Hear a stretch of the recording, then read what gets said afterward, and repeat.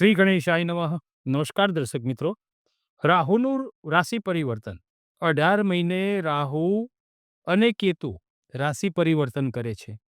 18 મહિને આપણે જોઈએ તો તારીખ 18/5/2025 થી રાહુ દેવ એ ગુરુની અધિપત્યવાળી જલ તત્વની રાશિ મીન રાશિ છે, એમાંથી શનિની અધિપત્યવાળી જે રાશિ છે એમાં વાયુ તત્વની રાશિમાં એ કુંભ રાશિમાં રાશિ પરિવર્તન કરશે.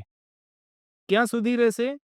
તો તારીખ 5/12/2026 ત્યાં સુધી રાહુ કુંભ રાશિમાં રહેશે અને 5/12/2026 થી પછી જે રાશિ પરિવર્તન હશે એ પણ શનિની અધિપત્યવાળી મકર રાશિમાં રહેશે. પરંતુ નિર્ણય સાગર પંચાંગ અનુસાર રાહુ જે રાશિ પરિવર્તન કરે છે તે તારીખ 29/5/2025 ને ગુરુવારે રાહુ જે રાશિ પરિવર્તન કરે છે એ 29/5/2025 ને ગુરુવારે રાત્રે 10:26 થી રાહુ મીન રાશિમાંથી કુંભ રાશિમાં નિર્ણય સાગર પંચાંગ મુજબ રાશિ પરિવર્તન કરે છે. તો આપણે ઓવરઓલ જોઈએ તો મે મહિનાનું જ આપણે રાશિ પરિવર્તન રાહુનું જોવાનું, કેમ કે ઘણા બધામાં 18મી મેથી છે, જ્યારે આપણે જે દરેક માર્ગદર્શન તમને આપીએ છીએ અમે નિર્ણય સાગર પંચાંગ મુજબ આપીએ છીએ.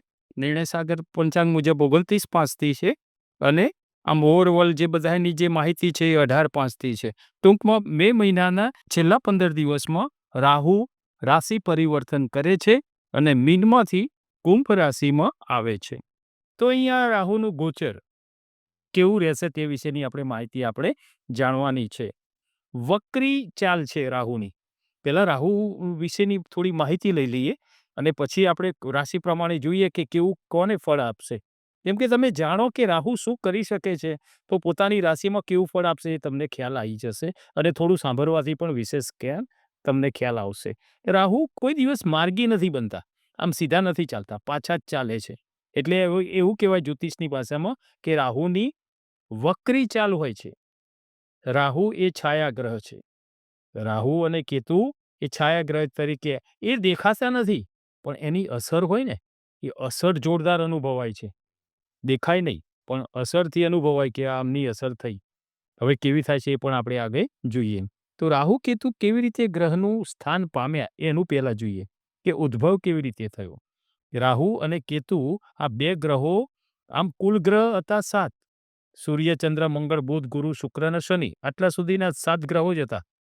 પણ આ બે ગ્રહો કેવી રીતે બન્યા? કયા નામના અસુરના મૃત્યુથી એને મારવામાં આવેલો, પણ એ મૃત્યુ ના પામે, અમર થઈ ગયા અને એ બે સ્થાન રાહુ કેતુ તરીકે પામ્યા. તો એ કયા નામના અસુર હતા અને કેવી આખી ઘટના બની હતી, તે આખી આપણે ઘટના વિગતવાર તમને કઈ સંભળાવું. તો સૌ પ્રથમ આપણે બધા જાણીએ છીએ કે સમુદ્ર મંથન થયું હતું. દેવો અને દાનવો વચ્ચે સમુદ્ર મંથન થયું હતું. એમાં સૌ પ્રથમ તો આપણે જાણીએ છીએ કે હળહળતું જ વિષ નીકળ્યું હતું. તો ભોળાનાથે પીધું અને નીલકંઠ કહેવાય. પણ પછી સમુદ્રમાંથી અલગ અલગ પ્રકારના 14 રત્નો નીકળ્યા. એમાં કહેવાય છે કે ધન્વંતરી જ પ્રગટ થયા અમૃત કળશ લઈને, અને અમૃતને જે પીવે તે અમર બની જાય. એટલે દેવો અને દાનવો બંને હતા, બંનેને અમર થવું હતું. પણ વિષ્ણુ ભગવાન જાણતા હતા કે આ દાનવોને, અસુરોને અમર કરાય નહીં, એટલે એમને દેવોને પીવડાવવા માટેનું એમને શું યુક્તિ કરી? મોહિનીનું સ્વરૂપ ધારણ કર્યું. તો અસુરોમાં એક અસુર હતા, એમને ખબર પડી ગઈ કે આ તો દેવોને પાય છે અને અમને તો ખાલી એ થાય છે. તો એ કયા હતા? તો સ્વરભાનુ નામે એક અસુર હતા. સ્વરભાનુ. તેમને ખબર પડી કે આ તો અમૃત તો દેવોને અપાય છે. તો એમને શું કર્યું? એ સ્વરભાનુ દેવોની લાઈનમાં જઈને બેસી ગયો અને અમૃત પી લીધું એને. આ વાતની જાણ સૂર્ય અને ચંદ્રએ કરી વિષ્ણુ ભગવાનને કે આ રીતે અસુરે પણ આ રીતે પી લીધું છે. એટલે વિષ્ણુ ભગવાને સુદર્શન ચક્રથી સ્વરભાનુનું અસુરનું એ શિર છેદન કર્યું. પણ અમૃત તો પી લીધું હતું એટલે અમર થઈ ગયા. મસ્તકે અમર થઈ ગયું ને ધડ પણ અમર થઈ ગયું પૂરા શરીરમાં.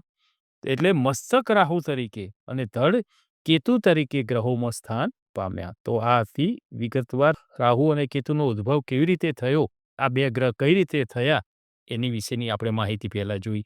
જે પહેલા 7 ગ્રહો આગળ કહ્યું ને 7 હતો ને 7 ગ્રહો હતા અને આ 2 ગ્રહ એડ થયા રાહુ અને કેતુ એમ 9 ગ્રહ દેવ તરીકે પૂજાયા 9 ગ્રહો પૂજાયા. રાહુ કેતુ પહેલા તે કયા અસુર હતા તે પણ આપણે વાત કરી. હવે બીજું જોઈએ તો રાહુની દ્રષ્ટિ જે છે ને જેમ ગુરુદેવની દ્રષ્ટિ હોય છે ને 3 સ્થાન ઉપર 5મી 7મી અને 9મી એમ રાહુદેવની પણ 3 દ્રષ્ટિ હોય છે 5મી 7મી અને 9મી. રાહુદેવથી 7મા સ્થાને કેતુ આવે. કોઈ બી કુંડળીમાં જુઓ ને તો કેતુની 7મા સ્થાને રાહુ આવે ને રાહુની 7મે સ્થાને કેતુ આવે.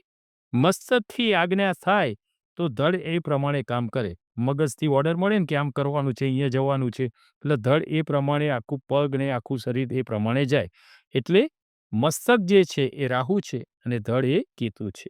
એટલે અહીંયા રાહુ પરિવર્તન રાશિ પરિવર્તન કરશે, કુંભ રાશિમાં આવશે અને કેતુ પણ આ કન્યા રાશિમાંથી સિંહ રાશિમાં આવશે. એ પણ રાશિ પરિવર્તન થશે.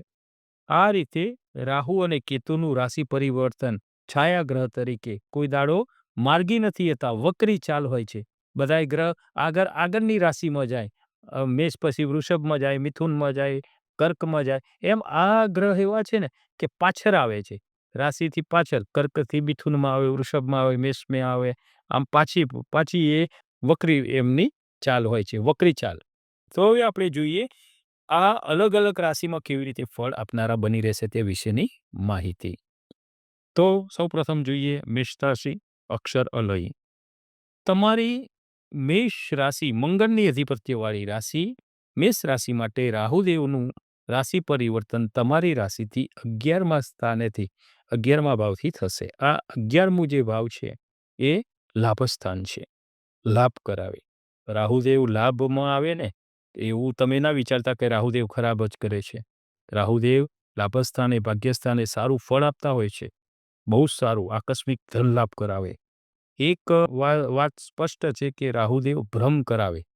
બધું અત્યાર સુધી જે મીન રાશિમાં તમારે હતા ને રાહુ 12મા રાહુ એ અત્યાર સુધી તમને ભ્રમ જ થતો હતો કે મને આ વસ્તુ છે, મને મળી જ જવાની છે અને આ વસ્તુ મળશે જ, આ વસ્તુ મારી જ છે, કોઈ ટૂંક સમયમાં હું આ વસ્તુ મેળવીને જ રહી. આ બધા ભ્રમ હતા.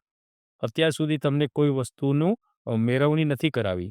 પણ હવે જે આ કુંભ રાશિમાં રાહુ આવશે 18/5થી એ તમને પ્રેક્ટિકલી વસ્તુ પ્રાપ્ત થશે. જે તમારા દીવા સ્વપ્ન હતા ને એ હવે સ્વપ્ન તમારા સાકાર થશે. તમારું ધાર્યું કામ થશે. તમે જે વિચાર્યું હશે ને એ કાર્ય સ્વપ્નની રીતે પણ હશે ને તો પણ પ્રેક્ટિકલ એ સોર્ટ આઉટ થશે. એ તમે પ્રેક્ટિકલ તમે અનુભવશો કે આ મને મળ્યું. આમ રાહુ જે છે ને એ ભ્રમ પણ પેદા કરે છે. અને તમારે તો આગળ વાત કરી છે આગેવાની લઈને કામ કરવાની તમારી રાશિ. પાછળ રહીને નહીં, બહુ આગળ વધીને. તો મસ્તકની અવયવવાળી રાશિ છે. એટલે તમારે કોઈ પણ વસ્તુ જે વિચારો છો એ કરીને જ રહો છો. તો રાહુદેવ તમને આ કાર્યમાં સારા એવા બેનિફિટ અપાવશે. લાભસ્થાનના છે. આકસ્મિક નાણાકીય લાભ અપાવે, ધન લાભ કરાવે. હવે દ્રષ્ટિમાં જોઈએ તો રાહુદેવની 5મી દ્રષ્ટિ તમારી રાશિથી 3જા સ્થાનેથી. 3જા સ્થાન એટલે તમારું પરાક્રમ સ્થાન, સાહસનું સ્થાન, તમારી ઈચ્છાઓ, તમારું ભાઈબંધોનું સ્થાન.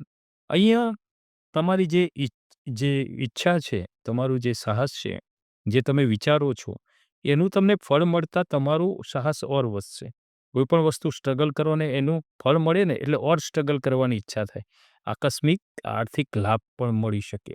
અને અહીંયા જોઈએ તો ભાઈબંધોથી પણ સંબંધો સારા રહે. બીજું જોઈએ તો રાહુદેવની 7મી દ્રષ્ટિ તમારી રાશિથી 5મા સ્થાને રહેશે. 5મું સ્થાન વિદ્યા અને સંતાનનું છે. અહીંયા વિદ્યાર્થીઓ માટે આ સમય થોડો વધુ અભ્યાસ કરવો પડશે, મહેનત કરવી પડશે. ખાલી વિચાર કરવાથી જ રિઝલ્ટ મળશે એવું નથી. તમારે સ્ટ્રગલ કરવું પડશે.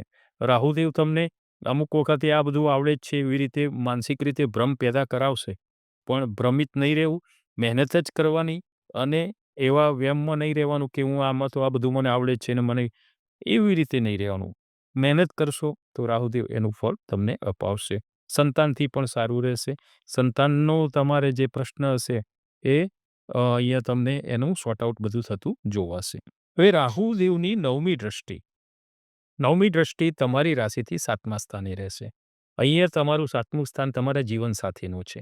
એટલે અમુક વખતે ખોટી રીતે ભ્રમ ના થાય, ખોટી રીતે કોઈ અનુમાન ખોટું ના થાય, પૂરું જાણી અને કોઈ પણ સંવાદ કરવો અને કોઈ ખોટા અનુમાનથી, કોઈ ખોટા ભ્રમથી, કોઈ ખોટા ડિસ્કસમાં ના પડી જવાય, ખોટો વ્યાયામ ન થાય, વ્યાયામથી સંભાળવાનું બસ. કહેવાય છે ને કે બધાની દવા છે પણ વ્યાયામની દવા નથી. તો પોતાના જીવનસાથી સાથે વ્યાયામ ના થઈ જાય, કોઈ શંકા ના થાય, કોઈ ભ્રમ પેદા ના થાય એનું તમારે ખાસ ધ્યાન રાખવાનું છે. કેમ કે આગળ કીધું ભ્રમિત કરશે, રાહુદેવ ભ્રમિત કરે છે અને ભ્રમ ઉત્પન્ન કરે છે. અને જ્યારે ભ્રમ ખસી જાય ને ત્યારે પ્રેક્ટિકલ વસ્તુ જુઓ ને ત્યારે એમ થાય કે આ તો આપણે ખોટું વિચારતા હતા, આવું છે જ નહીં. ત્યારે બહુ મોડું થઈ ગયું હોય. એટલે અહીંયા તમારે થોડું સાચવવાનું છે. ભ્રમ ના થાય, તમારી વસ્તુ પૂરી નજરે જોયા પછી પણ ખૂબ વિચારી અને તેનું તમારે આગળ એમાં વધવાનું રહેશે. આમ ઓવરઓલ જોઈએ તો રાહુદેવનું આ કુંભ રાશિનું જે ગોચર છે એ તમારી મેષ રાશિ માટે ખૂબ સારું ફળ આપનારું છે.